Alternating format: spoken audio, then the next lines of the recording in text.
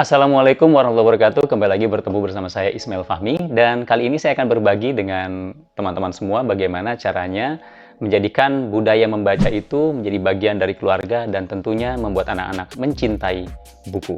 Seperti apa? Ini dia selengkapnya.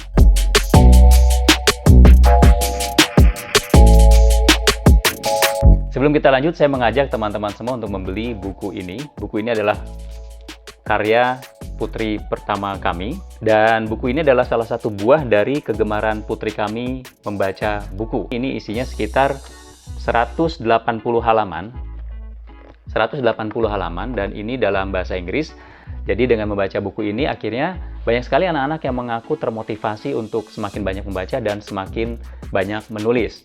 Nah, di sini yang menarik adalah ini buku tentang keluarga, di mana ini juga bisa menjadi cerminan bagi para keluarga di rumah, bagaimana berinteraksi di rumah dan juga bisa menginspirasi teman-teman anak-anak semua di rumah untuk menulis kegiatan-kegiatan yang ada di rumah. Dan ini adalah isinya adalah imajinasi dari putri pertama kami. Jadi banyak sekali isinya itu yang tidak hanya kritis menggambarkan situasi di rumah, tapi juga digabung dengan cara pandang yang jenaka, cara pandang yang di luar bayangan pada umumnya orang tua. Karena sebetulnya anak-anak itu sudah punya cara pandang sendiri, cuma cara pandang anak-anak itu memang berbeda terhadap sebuah persoalan. Buku ini dapat dibeli di Tokopedia, ada link di bawah ini, di deskripsi, dan juga teman-teman yang ingin membelinya juga dapat membelinya di toko buku Gramedia online, dan juga dapat membelinya di penerbitnya langsung di Bitread. Tapi buat teman-teman yang ingin membeli langsung ke kami, teman-teman bisa menghubungi kontak yang ada di deskripsi. Dan kita sambung lagi dengan konten kita yang kali ini. Kita ingin sekali anak-anak kita itu mencintai buku, tapi apakah kita sendiri sudah memberikan contoh yang baik? Nah ya, jadi yang paling penting itu yang pertama adalah kita sebagai orang tua harus mencontohkan terlebih dahulu.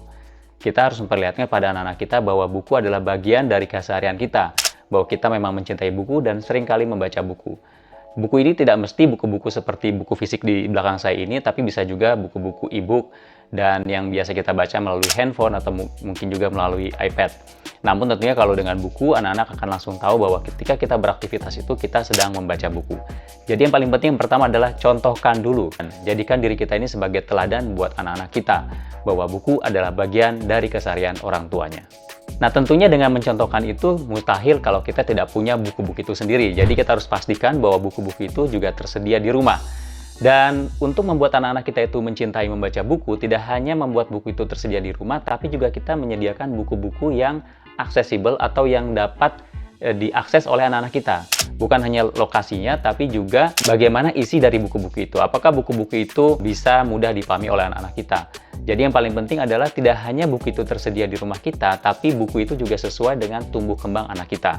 Tentunya anak yang berusia setahun, 2 tahun, 3 tahun, 4 tahun, 5 tahun, itu berbeda dengan anak-anak yang sudah memasuki usia sekolah dasar misalnya, atau sekolah sudah SMP atau remaja misalnya, atau SMA dan bahkan kuliah.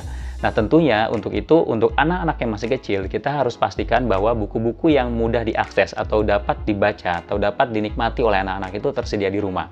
Bukunya jangan yang rumit-rumit dulu teman-teman.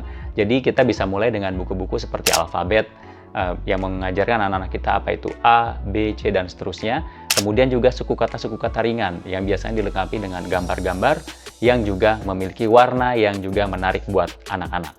Kemudian yang ketiga adalah bagaimana kita membudayakan membaca buku bersama anak-anak kita. Jadi setelah kita menyediakan buku-buku itu di rumah, pastikan buku-buku itu tidak hanya dipajang teman-teman. Jadi pastikan buku-buku itu kita baca bersama anak-anak kita. Misalnya anak-anak kita membaca buku mereka sendiri dan kita membaca buku kita sendiri. Nah, kita bisa berada pada satu tempat kemudian melakukan aktivitas membaca bersama, atau juga kita bisa membacakan buku untuk anak-anak kita. Nah, tentunya buku-buku itu lagi-lagi jangan yang terlalu rumit dulu teman-teman. Kita bisa mulai dengan buku-buku yang mudah difahami oleh anak-anak, buku-buku yang pesannya tuh mudah dicerna juga oleh anak-anak, yang isinya juga menarik, memiliki warna yang banyak, colorful, dan juga dengan kosakata yang tidak terlalu rumit. Jadi pastikan kita memiliki aktivitas bersama di rumah, bersama anak-anak kita, yaitu aktivitas membaca buku. Dan yang keempat teman-teman, aktivitas itu yang pasti, jangan hanya aktivitas membaca buku saja bersama-sama, tapi kita perlu pastikan juga bahwa aktivitas itu adalah aktivitas yang menyenangkan.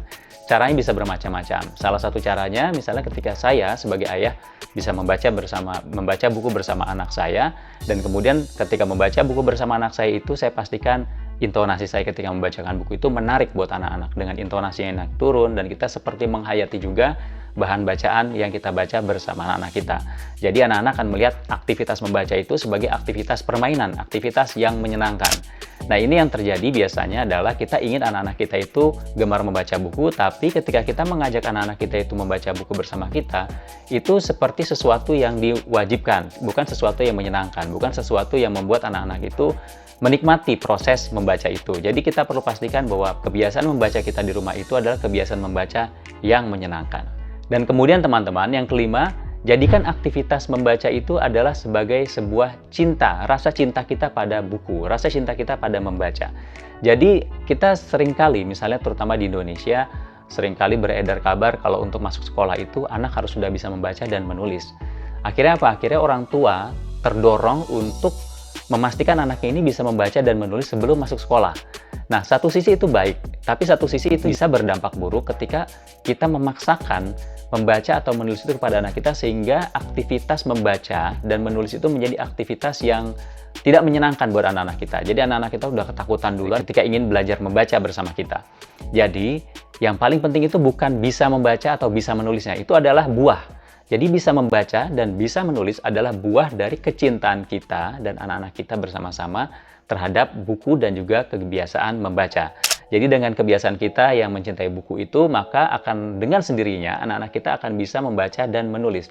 Nah, itu yang kami sebagai orang tua di rumah juga alami sendiri pada anak-anak kami. Jadi kami sama sekali tidak pernah berkeinginan mengajarkan anak-anak kita bisa membaca dan menulis sejak kecil. Tapi karena kami membiasakan, membudayakan membaca di rumah, membaca buku bersama-sama, dan membuat aktivitas membaca buku itu menyenangkan, akhirnya anak-anak itu dengan sendirinya menjadi senang sekali membaca. Dan karena mereka senang sekali membaca, dan ketika mereka membaca buku itu adalah sebagai sebuah kenikmatan, akhirnya dengan sendirinya mereka memaksa diri mereka, mendorong diri mereka untuk bisa membaca. Dan misalnya putri pertama kami, alhamdulillah, itu dapat membaca di usia 2 tahun. Kemudian putra kedua kami itu dapat membaca di usia 5 tahun tanpa belajar di sekolah terlebih dahulu, atau bahkan tanpa ikut bimbingan belajar khusus untuk membaca dan menulis bagi anak-anak, tidak melewati proses itu.